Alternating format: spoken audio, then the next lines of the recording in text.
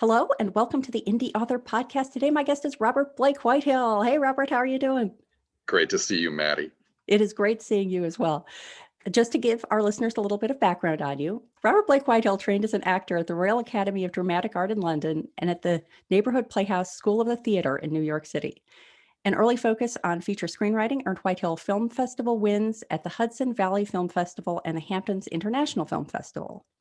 He's written episodes of the Discovery Times channels New Detectives, Daring Capers, and The Bureau. In fact, Robert is a repeat guest because he appeared way back in episode 8 talking about screenwriting.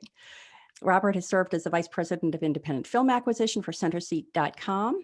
He's the author of the Ben Blackshaw thriller series, which his company Calaveras Media is developing into a feature film franchise.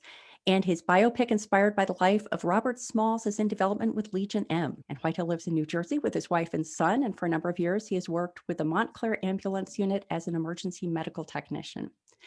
And so that was actually quite an abbreviated version of Robert's resume. And I think that it's a good illustration that he is a great person to talk about our topic for today, which is options for assistance. And we're going to be talking about exactly what option Robert went to for assistance, because he's obviously a busy guy and maybe couldn't do it all himself. But I wanted Robert to start out our conversation now that the listeners know part of what you do in all your time. Was there a moment where you said to yourself, you had the straw that broke the camel's back moment, and you said, I can't do this all myself, I need help? Do you remember what that moment was? Yes, definitely. It was where I said, oh my gosh, I have a PR company. They're working on my behalf. And what they're doing is they're accepting my fee.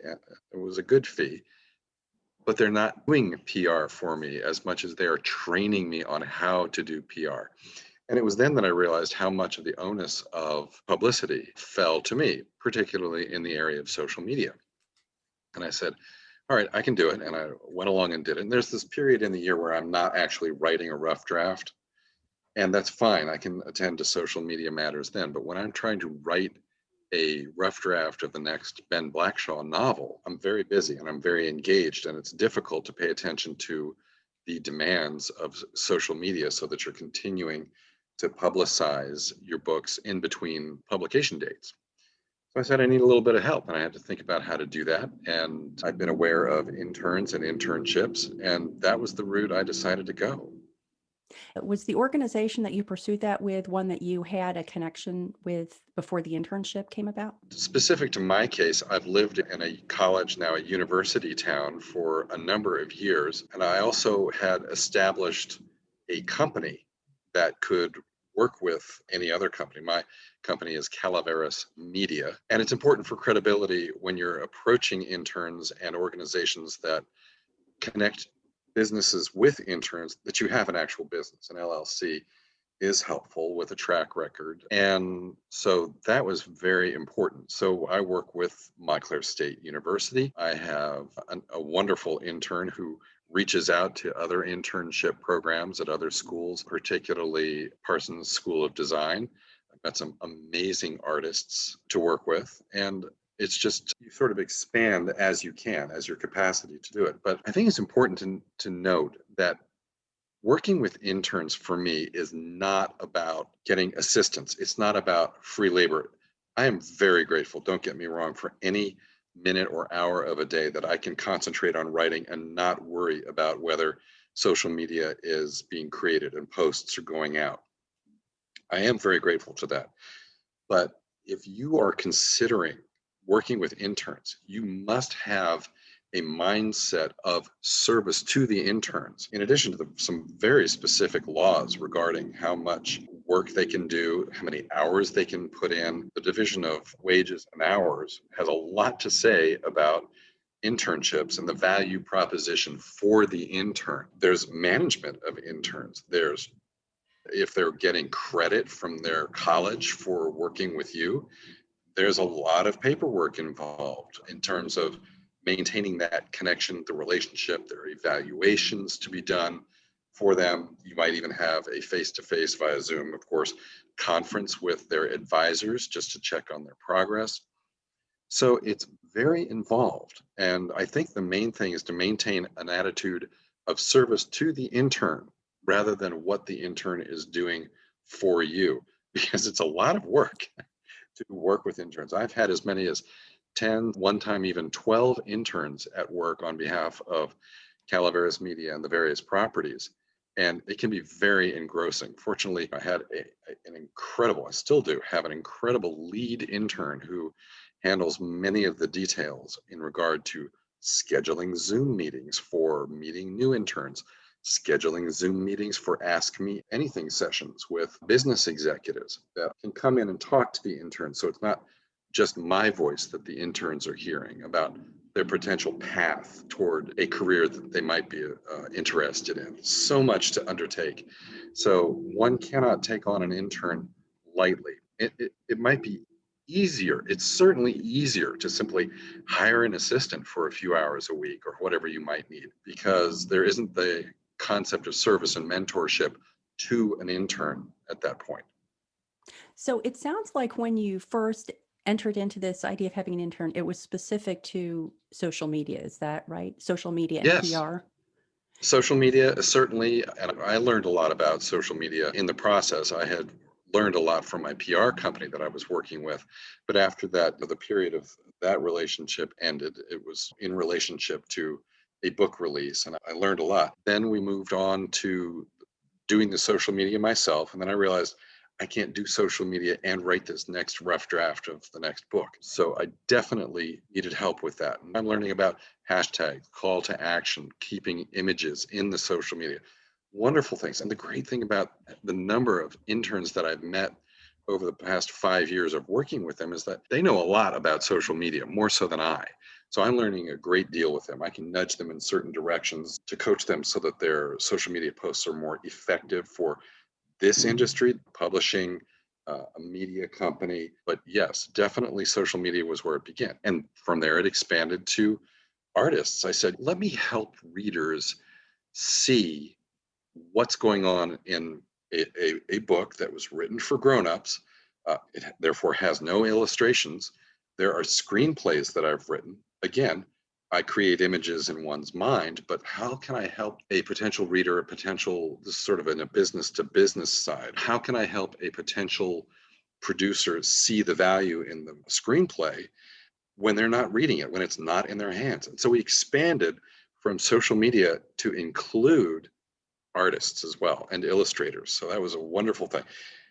And my sole writ to the artists was find the moments of key peak emotional intensity in the stories and illustrate those. And it has been revelatory, not only in terms of each intern's unique style of illustration, but what moments they find, some of the moments they have in common, if more than one are working on a given intellectual property. They might pick similar moments, the same moments, but then there are other moments that are really different and they present them uniquely. So it's been quite a journey for me working with them and seeing writing that had no illustration brought to life in a very visual way. Have you ever thought about taking that further of doing a graphic novel version of any of your books? Great question. And I have considered it. I don't think it's actually the right time for it now, for me personally, as running Calaveras Media.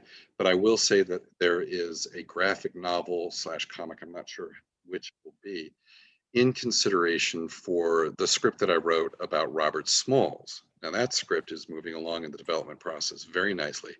And there is a graphic novel. It will not be created by my interns per se. I had that conversation with the company that is developing that script. And they said, the interns that you're working with, they're terrific.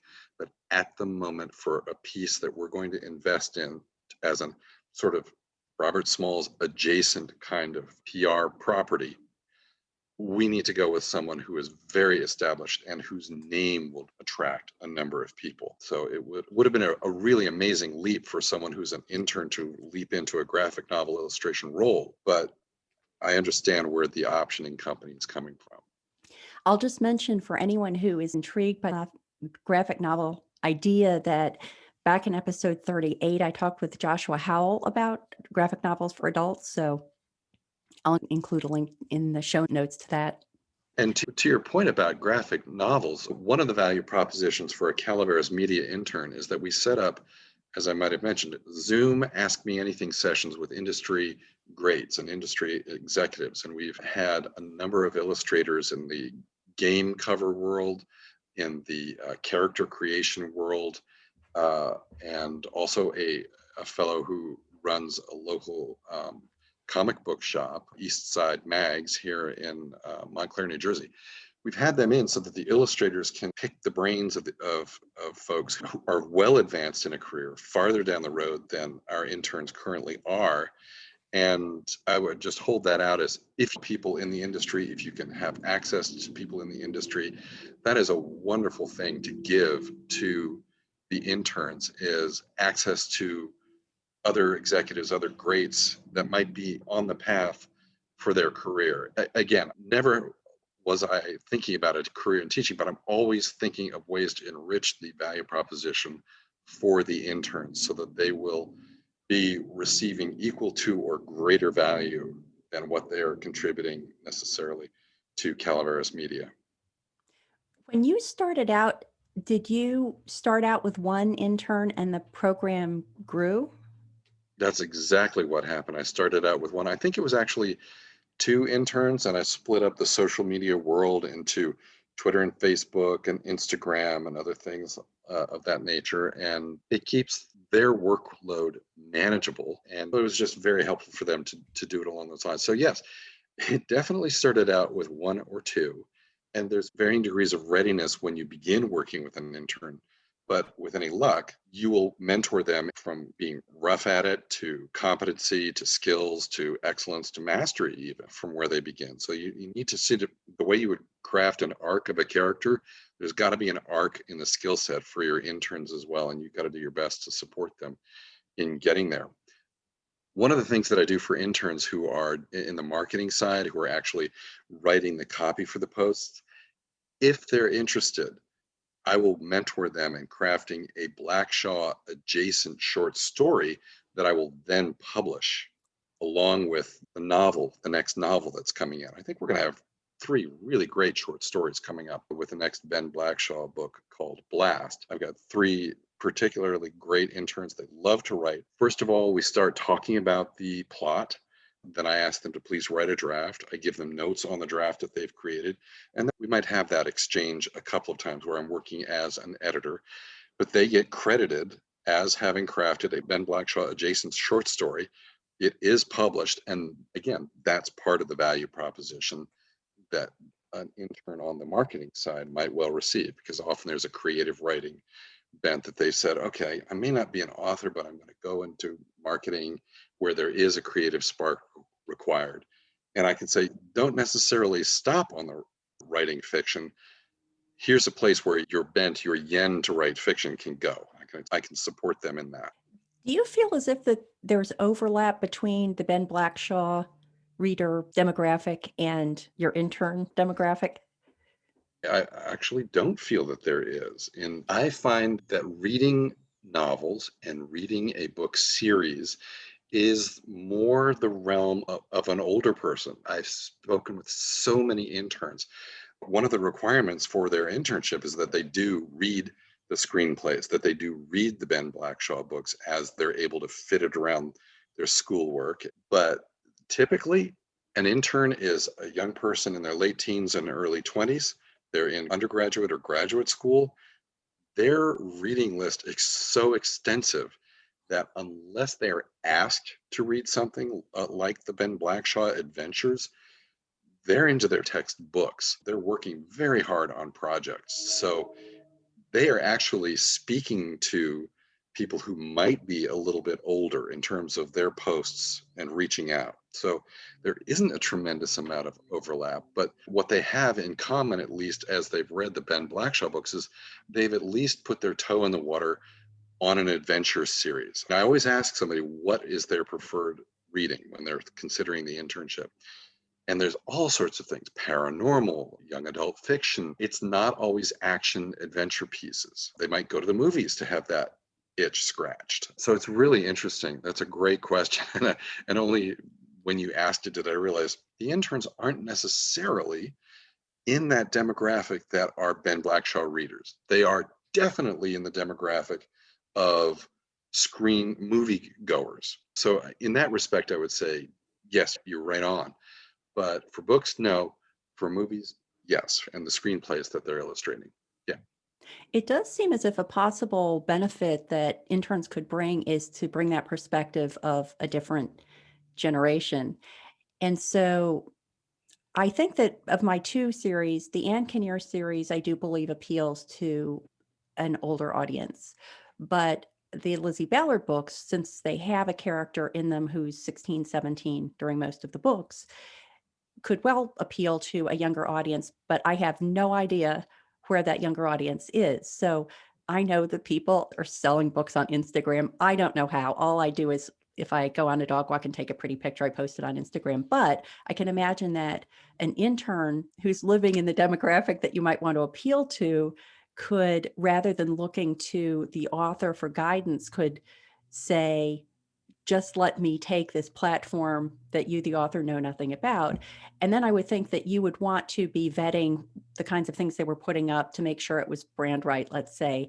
But the details of how they went about it might be something that you wouldn't ever be able to give them direction on if it wasn't a platform that you were familiar with yourself. Is that something for the screenplays, for example? Is there an aspect where that would come into play for Calaveras Media?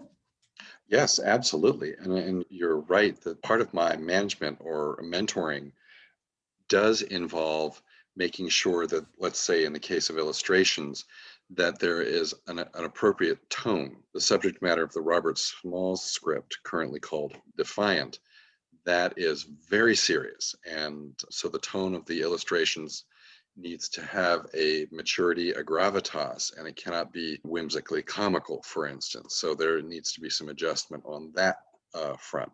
And it goes well beyond, let's say, Instagram, with which I was not very familiar, or TikTok, which we're just starting to consider entering into. It's more important that I let the intern flex and try things out and experiment. So this is a for them, not necessarily for Calaveras Media.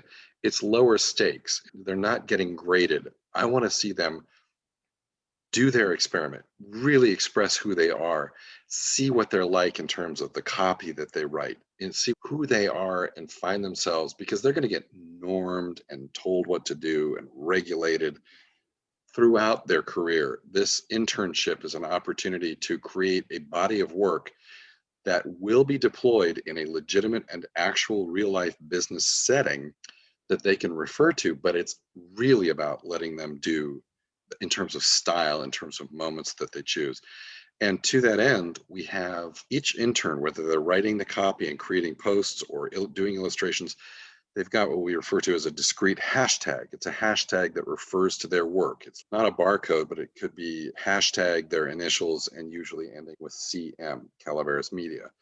So that anytime they want, when they're sitting down with a prospective employer, they can say, all right, here's a portfolio, of course, and here's a website where I have my work. But they can always go into Twitter, Facebook, Instagram, put in that discrete hashtag, which we've tested to make sure it's not applied to any other use. It's theirs, and all of their work for Calaveras Media comes up right away. And that is something of great value, so that they can show that their work and who they are has been appreciated and deployed in a real life business setting. How many social media platforms are you or your interns working on? I have 3 Facebook pages. Robert Whitehill is just personal. It also has the most following. It's the oldest. Robert Blake Whitehill is my author page. And then Calaveras Media has a page of its own, not terribly extensively utilized, but it does get posts made to it. Then there's Instagram, which is getting more and more development of late. And then there is Twitter, and I have RB Whitehill there. But I also have characters that have their own Twitter handle, recurring characters like Ben Blackshaw himself. He's got a Twitter handle and he posts periodically. So they're like sock puppet accounts, but they allow, like Maynard Chalk, he's a bad guy who comes back in a couple of books. And He is diabolical and pretty insane, and there can be some amusing, sometimes shocking posts made in that account in the vein of that character. I would say that we've got three, four, there's 7 or 8 platforms or accounts over spread across Twitter, Facebook, and Instagram at this point. And do you have the same intern coming up with posts for Maynard, or are they sharing that responsibility? How does that work? We typically assign a given account to a given intern. They may have several, but that's theirs to develop the voice of that account. Yeah, he's a favorite. What is the normal tenure of one of your interns? Well, if they're getting course credit, which is something that, of course, requires additional management from me as the managing director of Calaveras Media, if they're going for course credit, it can be the semester is a good gauge. Some say, you know what, I want to work with you now in this semester. I'll go for course credit in the next semester. And that means I have the pleasure of working with a given intern for a couple of semesters, which is really a treat. Some come aboard, they do their whole reading and onboarding process during the summer against the day in the fall or spring semester when they'll go for course credit. We always support them in however they want to shape the internship. But I would say it goes forward in semester blocks. I do have an intern who is working with me on a light kind of ad hoc basis. She was working very closely while she was in undergraduate at school, and she was getting her graduate degree.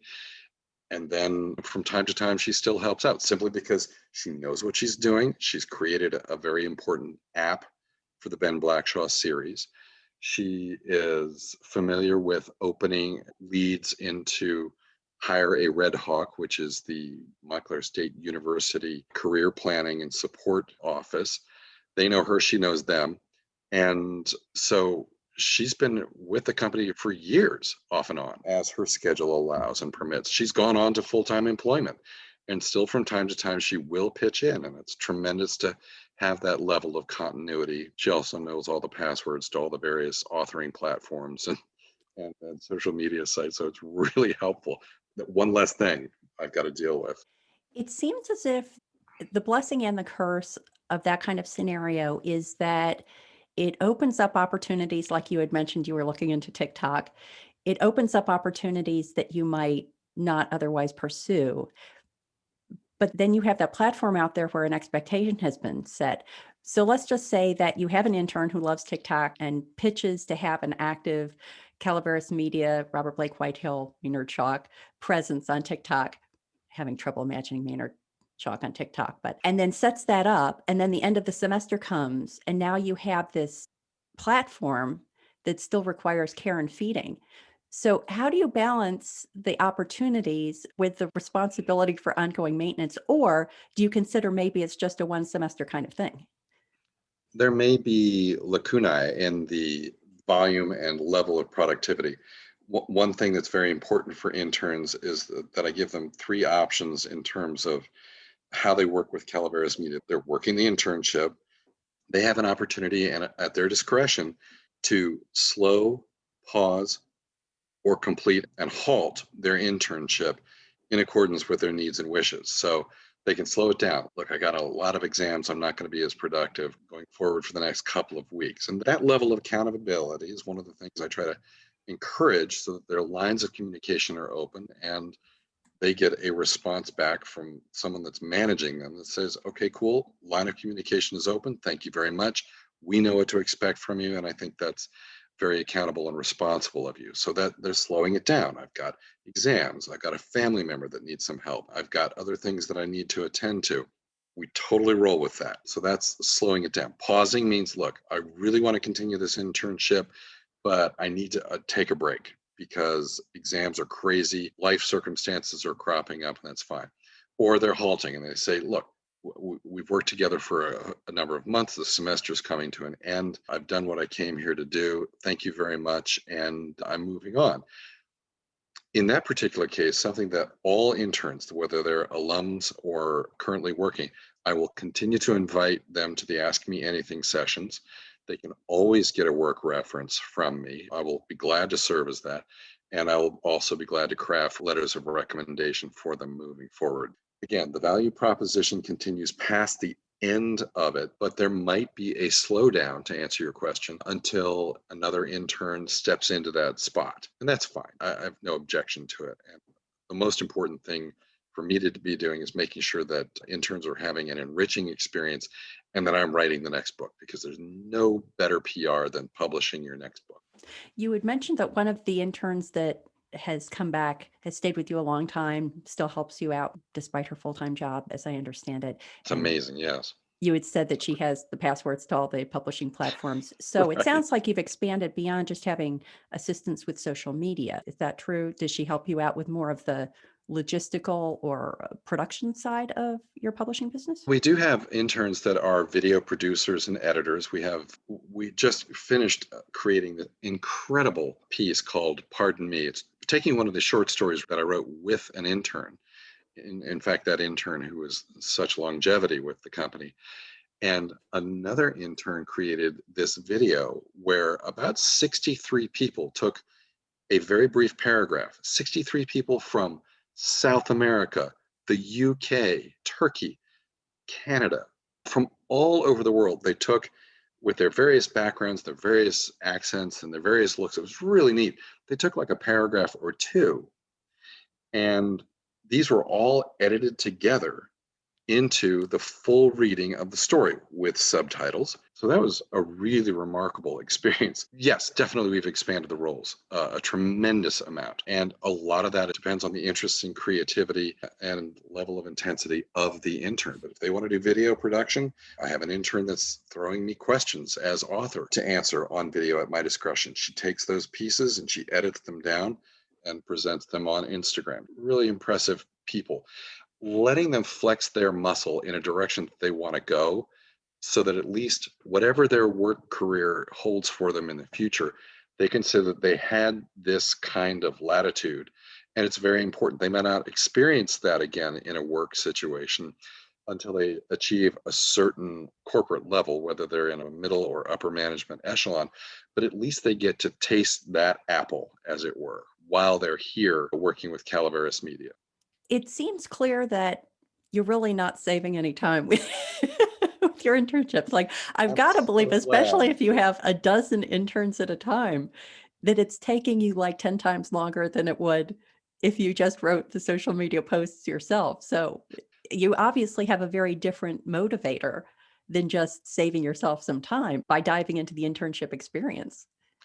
You know what? I think it takes care of the realization that a writer's life is a very solitary one.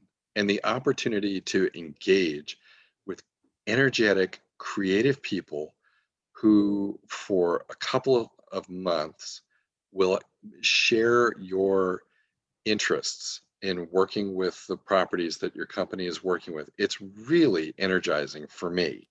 So I get a benefit that extends well past, as you so aptly identified, well past any labor saving aspects, because it's not saving labor, but it is taking care of a side of me that maybe is a little bit didactic, maybe does have a yen for creative contact with other people. So I think you've really identified something, and I'm so glad you did, because having an assistant through an internship, it is not about saving anything for yourself necessarily. They are providing value, of course, but again, I refer to the division of labor, wage and hours. There's a link that we can provide so they can learn more about that. If you're not creating an enriched environment for the internship, you're not doing an internship or running an internship correctly, in my opinion. It's got to be enriching. You've got to be engaged. There's criticism and mentoring of the work that's going on in an ongoing way. Expansion, diversification of the roles they're doing as personnel shifts and changes. Yes, so there's a lot of easier ways of going about this. And it all started from, oh my gosh, I need to focus on writing the next book, writing the next script, editing the script for this company. And it evolved into some really terrific friendships and relationships that I hope will persist down the years. For anyone who's thinking about starting to work with someone, whether that's with an intern or an assistant or in any other sort of, I'll say supervisory kind of role, how did you make the decision about what you wanted to have them do? Because I have to say that the two things that stand in the way of me getting an assistant are one, money, and two, this feeling that if you want it done right, you have to do it yourself, especially for something like social media, which is so personal. Was that a consideration for you? Did you feel comfortable with that right off the bat? What I learned in working with interns is that the first few posts may not be what I would wish, but I can mentor and shape their work in an ongoing basis. And happily, thankfully, it is never going to be exactly the way I want it. I'm, in fact, leavening the loaf of what I would do with the creative energies and insights of another person. And you might have heard that there are feature films that have 10 writers, 20 writers. They have writers that are not credited, a list of writers, like The Flintstones was a movie that probably had, they said, more than 30 writers involved on it. It was a troubled script and they didn't know what to do. So they kept throwing writers at it. To that extent, it might not be productive, but having the insights and energies of another person, and particularly because I maybe have had a tendency to micromanage in the past, this gets rid of that. Because what I've realized is the work that they do is so much more interesting than I might have prescribed for them to do on my behalf. The illustrations, the way that they attack it, I'm learning more about art and the mediums that they work with, where, okay, this one has a little bit of an oil painting, but then I got on the computer and did this. Wait, you worked on an oil painting in a computer? The results are so cool. Yes, I can see that if you want it done right, but you got to redefine what right is. And it means including the insights and energies of a legitimate part of your team. Maybe you're not paying them cash, and don't be surprised if seniors do ask for a stipend in their senior year because they've achieved a certain level, they've worked on certain internships with other companies. So that can happen. But it's just fascinating and enriching for me to not get exactly what I want, to see what their ideas are, and to realize that they may connect with their demographic in a way that I would never be able to fathom being some decades out of college myself. That's so great. As always, this has been so interesting, Robert, and I appreciate you sharing the insights about how you maybe started looking for assistance and ended up doing much more for the people who you partnered up with. So please let the listeners know where they can go to find out more about you and your work online. Well, thank you very much. It's been such a great pleasure talking with you about this because it is important. Internships are crucial to me, and the pleasure that I get out of this work experience being an author, solitary author. If you go to robertblakewhitehill.com, that's where the website is. Things are a little bit more dynamic and changed up on Instagram, which is Robert Blake Whitehill. On Twitter, feel free to follow. It's at RB as in Bravo Whitehill, RB Whitehill. And you can see retweets from the other sock puppet accounts like Nitro Express, Ben Blackshaw or B Blackshaw, tons of them, but it all starts at RB Whitehill. And Facebook, also Robert Blake Whitehill. Robert Whitehill, I welcome folks to join as friends to me personally, as well as on the author page, Robert Blake Whitehill, and Calaveras Media if you want to learn more about that. Great. Well, thank you so much, Robert. This has been great. Pleasure's been all mine. It's always great to see you and chat with you, Maddie.